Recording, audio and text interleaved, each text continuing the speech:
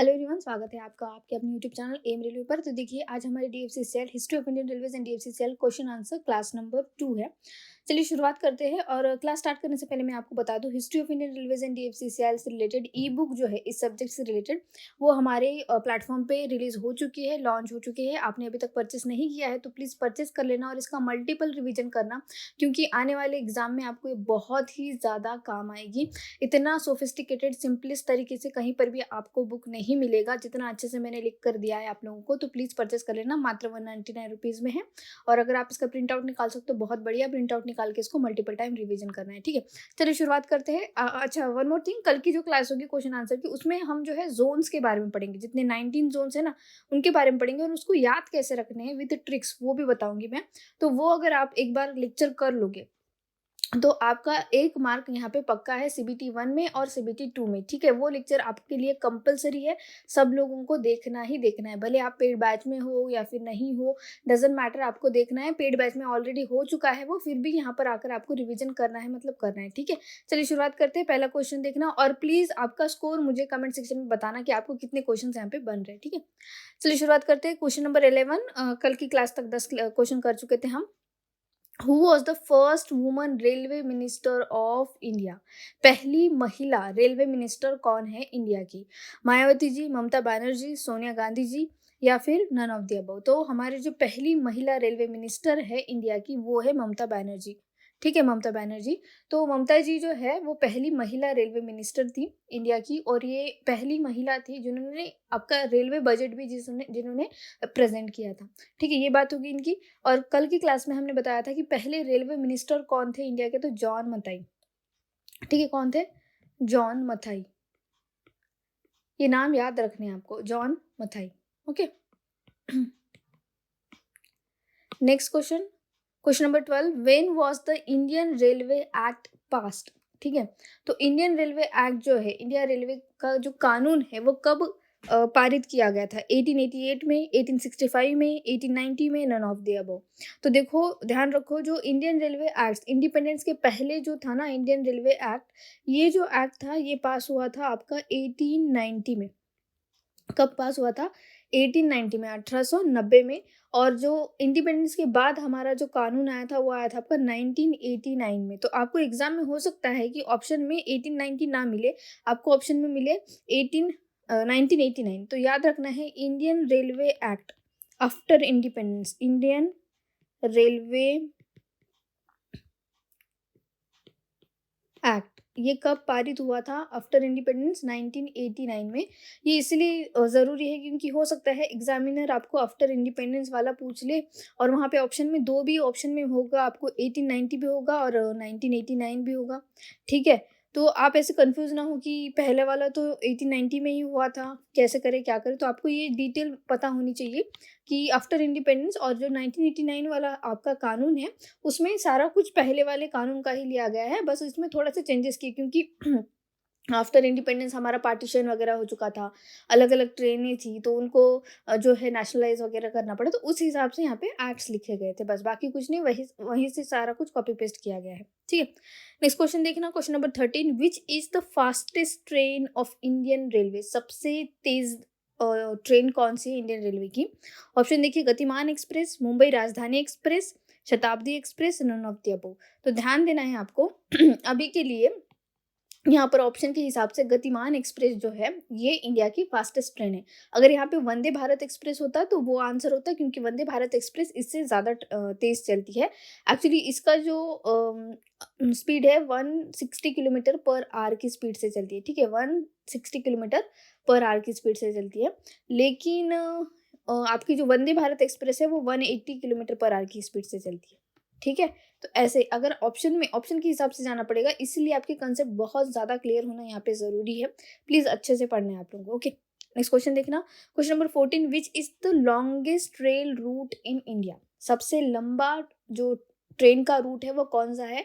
तो बहुत सालों से यही रूट है, जिसका नाम है आपका विवेक एक्सप्रेस, ठीक है। विवेक एक्सप्रेस डिब्रूगढ़ से लेकर कन्याकुमारी तक ये ट्रेन चलती है, पूरे 4 दिन की ये जर्नी होती है, ठीक है, डिब्रूगढ़ से लेकर कन्याकुमारी तक।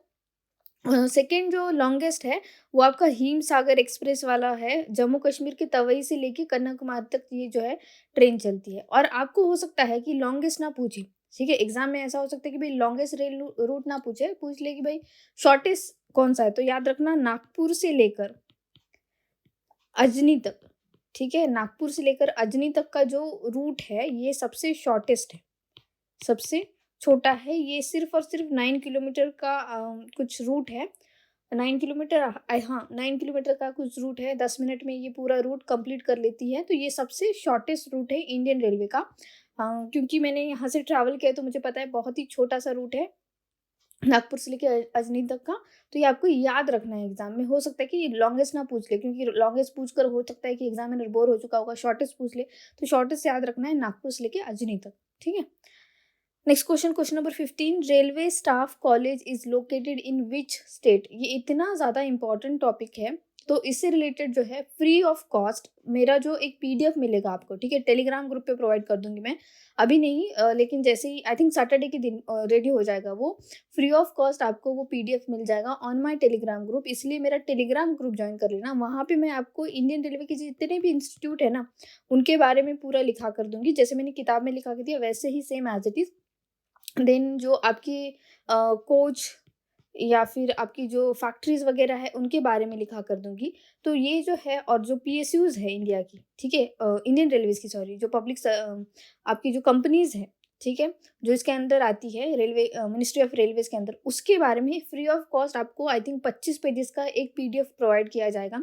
उसको आपको बार-बार पढ़ना है। अगर कुछ बच्चे होते हैं जो बिल्कुल अफ़ोर्ड नहीं कर सकते, 199 रुपीज़ भी अफ़ोर्ड नहीं कर सकते कुछ बच्चे, उन लोगों के लिए एक मेरी तरफ से गिफ्ट है। तो आप लोग सिर्फ टेलीग्राम ग्रुप ज्वाइन कर लेना और उस पीडीएफ को बार-बार पढ़ना है आपको, क्योंकि एग्ज़ाम में 100% एक क्वेश्चन होगा ही होगा कि ये इंस्टीट्यूट कहाँ पे है, उसका लोकेशन कहाँ पे है।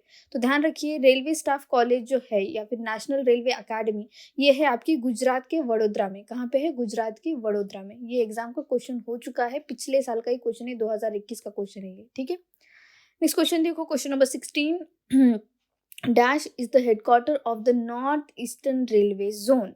तो मैंने क्या कहा कि अगली जो क्लास होगी, क्लास नंबर 3, उसमें मैं आपको पूरा ट्रिक के साथ बताऊंगी कि कैसे रेलवे जोन्स याद करने हैं।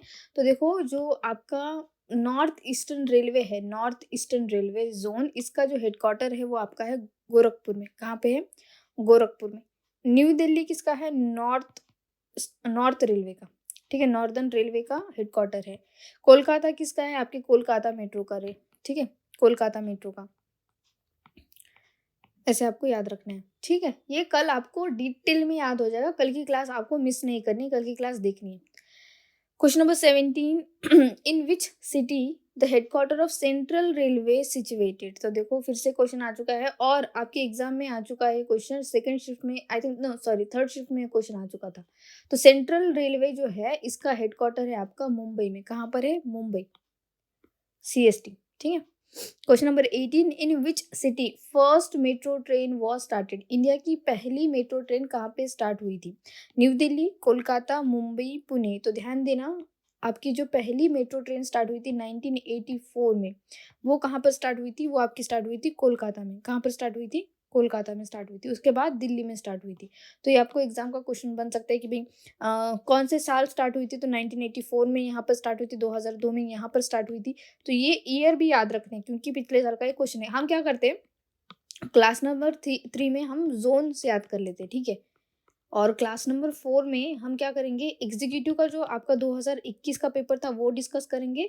और क्लास नंबर 5 में हम लोग जो जूनियर एग्जीक्यूटिव का 2021 वाला जो पेपर था वो डिस्कस करेंगे। इससे आपको आइडिया लग जाएगा कि किस तरह के क्वेश्चन हो सकते हैं। और फिर क्लास नंबर 6 में हम करंट अफेयर रिलेटेड जितना भी रेलवेज का अभी फिलहाल, जैसे वन स्टेशन वन प्रोडक्ट, ऐसे जो भी उसके अभी फिलहाल के लिए जो भी चल रहा है करंट अफेयर रिलेटेड डेटा, वो हम क्लास नंबर 6 में डिस्कस करेंगे। और क्लास नंबर 7 में क्या डिस्कस करना है वो मैं आपको बाद में बताऊंगी, लेकिन अभी के लिए फिलहाल ये शेड्यूल है, इसको ध्यान में रखना है और सारी क्लासेस आपको करनी है, ठीक है। तो यहाँ पे आंसर क्या है आपका? Kolkata. Next question, question number 19, who is called the metro man of India. तो ध्यान देना, जब दिल्ली मेट्रो बनी थी आपकी, तो दिल्ली मेट्रो के जो एमडी थे, ई श्रीधरन, कौन थे? ई श्रीधरन। इन्हीं को मेट्रो मैन ऑफ इंडिया कहा जाता है। क्या कहा जाता है? मेट्रो मैन ऑफ इंडिया कहा जाता है। एपीजे अब्दुल कलाम जी को मिसाइल मैन ऑफ इंडिया कहा जाता है। क्या कहा जाता है? Missile man of India. के सिवन जी जो है इसरो के देन चेयरमैन थे, तो इनको कहा जाता है rocket man of India.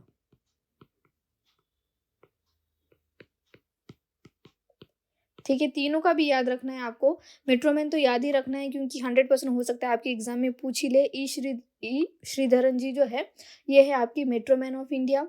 APJ Abdul Kalam ji missile man of India और doctor K Sivan ji rocket man of India. Okay, next question, where is the biggest integral coach factory in India? तो देखो, जो इंटीग्रल कोच फैक्ट्री, कोच समझ में आ रहा है? Coach क्या होता है? डब्बा जो होता है, ठीक है, उसको बनाने का, उसको मैन्युफैक्चरिंग करने की अलग अलग फैक्ट्रीज है। व्हील्स बनाने के अलग, मतलब जो गाड़ी के पहिए होते हैं, हम क्या कहते हैं, व्हील्स कहते हैं ना उसको, वो बनाने के लिए अलग फैक्ट्री है। कोचेस बनाने के लिए अलग फैक्ट्री है। रोलिंग स्टॉक जिसे हम कहते हैं, लोकोमोटिव्स बनाने के लिए अलग अलग फैक्ट्रीज है। तो ये सारे जो फैक्ट्रीज वगैरह है, इसके बारे में मैंने लास्ट क्लास में, सॉरी लास्ट जो आपका चैप्टर है, चैप्टर नंबर 11, उसमें मैंने आपको हेडक्वार्टर दे रखे हैं और उससे ज़्यादा कुछ पूछता नहीं है एग्जाम में। क्या मैन्युफैक्चर करता है और हेडक्वार्टर कहाँ है, उतना ही पूछता है। तो जिन लोगों ने भी बुक परचेस की है, प्लीज़ लास्ट चैप्टर आपको अच्छे से पढ़ना है, क्योंकि वहाँ से एक क्वेश्चन आपका लाजमी 100% आपको एग्जाम में देखने को मिलेगा। क्योंकि वहाँ पे जो है फैक्ट्रीज का, ठीक है, मैंने बहुत अच्छे से लिख कर दिया है कि कौन से चीज़ कहाँ पर बनती है, कौन सा इलेक्ट्रिक लोकोमोटिव कहाँ बनता है, उसका हेडक्वार्टर कहाँ है और उसका नाम क्या है। बस इससे ज़्यादा कुछ नहीं पूछेगा। ओके, हाँ, तो हम क्या बात कर रहे थे? हाँ, integral coach factory, ICF integral coach factory जो है ये आपकी है चेन्नई के पेरम्बूर में। कहाँ पर है? चेन्नई के पेरम्बूर में। 1955 को ये इस्टेब्लिश हुई थी। लेकिन ये नहीं पूछेगा कब इस्टेब्लिश हुई थी, आपको इतना ही पूछता है कि भाई बताना ये जो है इसका हेडक्वार्टर कहाँ पर? तो इसका हेडक्वार्टर है चेन्नई में। कहाँ पर है? चेन्नई में। ओके, यहाँ पर हमारे क्वेश्चंस खत्म होते हैं। नेक्स्ट क्लास जो होगी वहाँ पर हम जोन्स के बारे में पढ़ेंगे। अगर अभी तक आपने history of Indian railways and DFC cell की बुक परचेस नहीं की है तो परचेस कर लेना, मात्र 199 रुपीज़ में है। लिंक डिस्क्रिप्शन बॉक्स में दे रखी है, पहली ही लिंक है। जैसे ही आप उस पर क्लिक करते हो आप मेरे इंस्टामोजो ऑनलाइन स्टोर पर पहुँच जाओगे और वहाँ से आपको ये बुक मिल जाएगी। डाउनलोड कर लेना, प्रिंट आउट निकाल सकते हो, बहुत बढ़िया, प्रिंट आउट निकाल लेना। नहीं निकाल सकते कोई बात नहीं, लेकिन इसका मल्टीपल रिविजन करने हैं। एटलीस्ट 5 से 7 बार इसका रिविजन हो जाना चाहिए आपका एग्जाम से पहले, मतलब एडमिट कार्ड आने से पहले। इससे क्या होगा कि आपके एग्जाम में, मैं आपको बता रही हूँ, एग्जाम में 10 क्वेश्चन है आपकी सीबीटी 1 में, 7 क्वेश्चन आपके आराम से बन जाएंगे, आराम से बन जाएंगे। 3 क्वेश्चन तो हो, देखो एग्जामिनर चाहता ही है कि उसको वो क्वेश्चन आपसे बने ही ना, और इतना हमको नहीं लोड लेना है। 70% बन रहा है ना, बहुत बढ़िया बात है। उससे ज़्यादा कुछ करना भी नहीं है यहाँ पे, क्योंकि निगेटिव मार्किंग है। ठीक है, कैसे पेपर सॉल्व करने वगैरह वो मैं बताऊँगी आगे चलकर, जब एडमिट कार्ड वगैरह आपका रिलीज हो जाएगा। और आपका एग्जाम मुझे लगता है कि अगस्त मंथ में हो जाएगा, अगस्त मंथ के लास्ट वीक में मुझे लगता है शायद हो जाएगा, या फिर उसके पहले वीक में हो सकता है। हम देखते हैं क्या होता है, लेकिन अभी अगस्त मंथ में ही आपका पेपर है। तो प्लीज़ जिन लोगों ने पढ़ाई नहीं शुरू की है या फिर इस सब्जेक्ट को नहीं पढ़ा है, उन लोगों को मैं कहूँगी कि प्लीज़ अभी इस सब्जेक्ट को पढ़ना है, हाई टाइम है ये। ठीक है, thank you so much for watching, please subscribe my channel, share this video, like this video and please keep revising. Thank you.